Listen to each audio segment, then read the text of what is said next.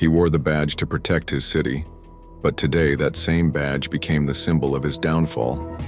The courthouse air was heavy, thick with tension that clung to every person packed inside the gallery.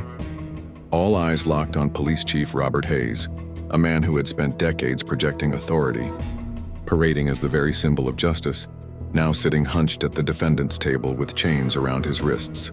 The same hands that once held medals and shook hands with governors now trembled as he avoided the stares of his former officers.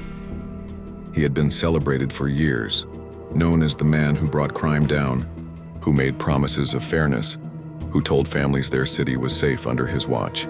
But whispers had long followed him, stories buried deep within the department's walls, rumors of reports disappearing, evidence going missing, officers too scared to speak up. For years, no one dared challenge him until one detective refused to turn away.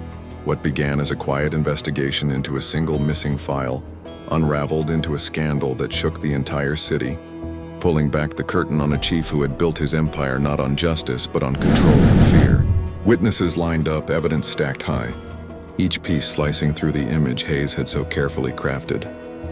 Yet even as the jury foreman stood to deliver the verdict, the silence felt unnatural, almost staged, as though everyone was waiting for something more, something darker, to come crawling out of the shadows. The word guilty echoed through the chamber, and gasps filled the air, but Hayes did not flinch.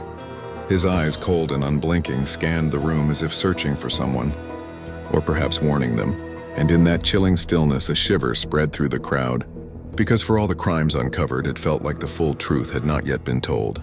The detective who had uncovered the chief's lies shifted uneasily, sensing that this victory might not be the end, but only the beginning of something more dangerous. As Hayes was led away in chains, he leaned close to the nearest officer and whispered something no one else could hear. The officer's face drained of color, and he stood frozen, refusing to repeat what was said. The trial was over, but the mystery had only deepened, leaving the city to wonder, what secret was powerful enough to make even a guilty man look like he still held the upper hand?